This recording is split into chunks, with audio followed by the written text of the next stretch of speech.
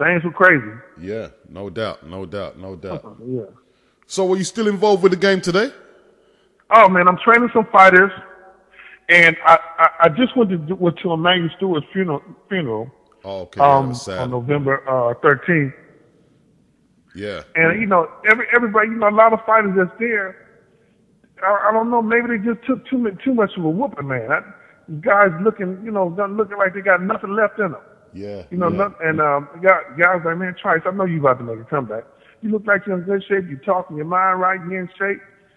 I'm overweight, but I'm still in shape. I train with the kids all the time. Yeah, yeah. So I said, well, hell, if I find me a promoter, hell, I might as well go and make it come down. Probably sharper than most of these guys out here anyway. These young guys don't know what the hell they're doing.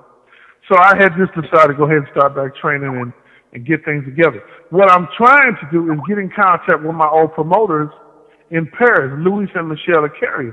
But I don't know how the hell, or I don't know where to get, where they are. Wow, they was really big. They seem like they'd be quite easy to find. Louis Sakari. Man, I can't, just on my just on Facebook.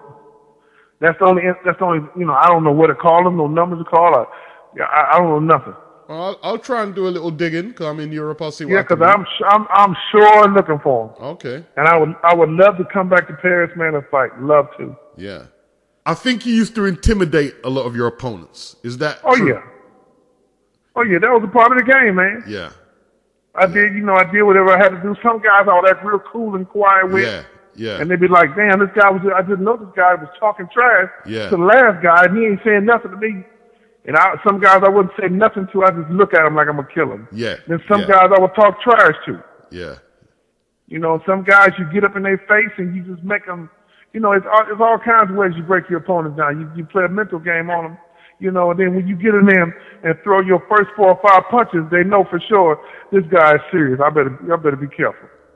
You was a big puncher, man. How did you develop that power? Was it natural or?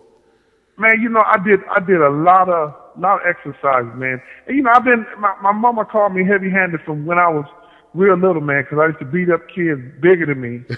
And they're like, how are you 5 and 6 and 7 years old whooping 11 and 12, 13-year-olds? That don't show me. Like, he hit so damn hard. So I always kind of had that, and, just through different sports I played, teaching me about balance and teaching me about leverage. Yeah. I just developed, and then I did a lot of squats and a lot of lower body sit-ups and just a lot of exercises over the years, man. And, it just helped me with my ability because there are fights, man, that I stayed training, but there were fights that I just did my daily workout for because I was always in shape. And I would just pick, like, I'm not just got in the 6th round. And, I wouldn't tell nobody because I didn't want to get to be the one of the kind of guys that predict it. Yeah. But I'd write it down in a book, or I'd tell my trainer I'm taking this guy out in the 5th round. And sometimes my trainer would just give me a number and say, we're going to get this guy at 4. I didn't watch any fights. I just trained, worked on myself, worked on what I needed to do. And I went in there and the way I trained, I turned it on all the way full speed in round 4. Yeah. I should be able to get him out of there. Okay. Excellent, man. Excellent. So basically, these prospects you're training, anyone we need to be keeping an eye out for?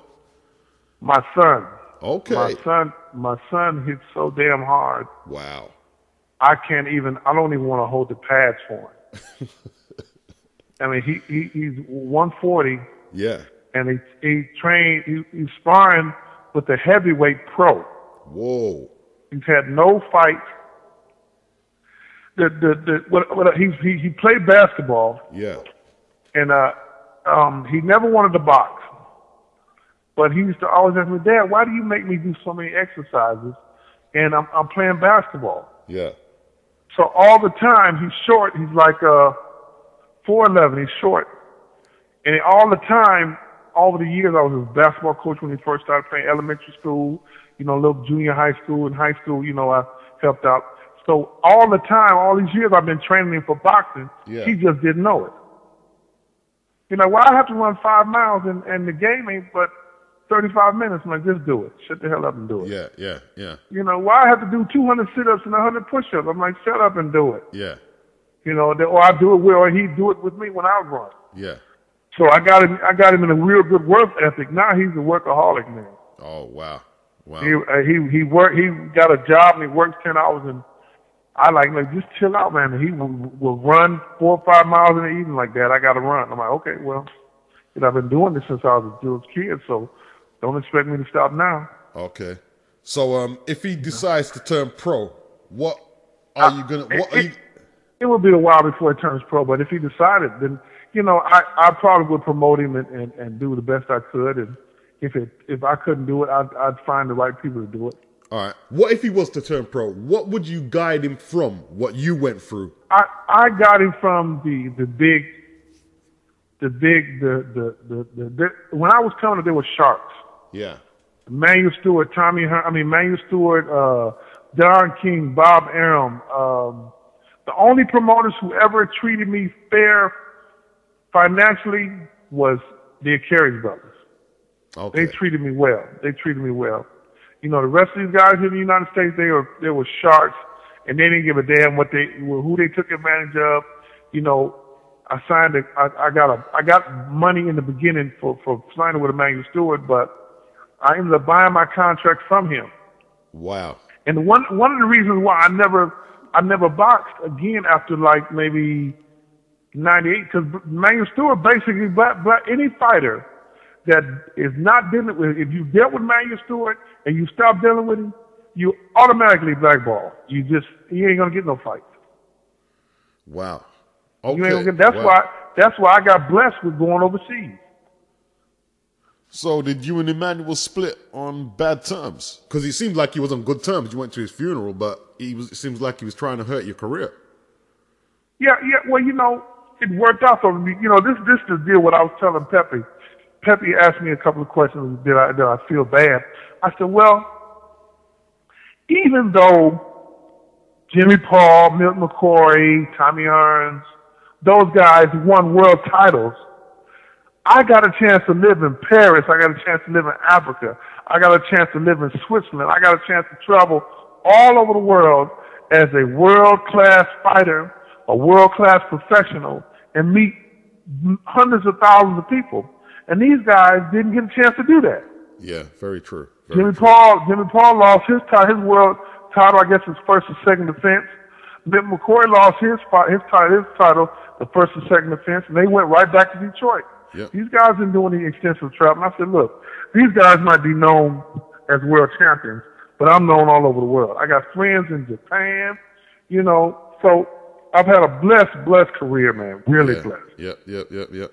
Them names bring up some memories, man. Jimmy Paul, lightweight champion. Jimmy Paul, man. Jimmy Paul, I helped him win the title. Okay. I was his sparring partner, man. He was telling me how, you know, if it hadn't been for me trying to kick his ass, he thought I was trying to keep him from winning the title. But I was just working. We both, you know, because Manny Steward we trained each other. Yeah. Manny Steward, a lot of things, he sharpened us up. Yeah. No doubt. He was a sharpener. But as far as the will to win and the dog fight, we did that with each other in the gym. Yeah. I mean, you got world champions in every weight class from lightweight to heavyweight, man. We beat the hell out of each other. Wow. I mean, yeah. Is it true that Emmanuel just basically just let whoever managed to survive the furnace were the guys who were going to make it? You had to basically fight for the right to... Well, you know, he had a way, man, of working, you know, within a 10-pound weight class. If you got 5 guys in a 10-pound weight class, and you got one guy that's got a card, he's got sparring. You got one guy that's fighting for a world title, he's got sparring, because you don't need to send nobody to a training camp or send nobody. You got it going wrong right on in the gym. Right in the gym is going down. You know, so we all got Tommy in shape. We got Milton in shape. I spar with Milton. I spar with Tommy, Dwayne Thomas, Daryl Chambers, Jimmy Paul, Hill McKenty, Dwayne, David Jackson. Man, just so many guys. It's a Hall of Fame in itself, yeah. Yeah, so many guys. You know, these guys, man, taught me how to fight as a professional. That's a whole different level when you're fighting and then you're a professional fighter, because now, amateur fighter, you just throw punches. Yeah, yeah. You beat him to the punch. You know, now in professional, you think about you set him up. You do something in the first round that'll affect him in the 5th round. Yeah. You do something in the 2nd round that'll affect him in the 8th round. You know, so it's all such a massive strategy.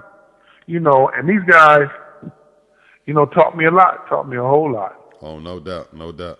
You know, taught me a whole lot.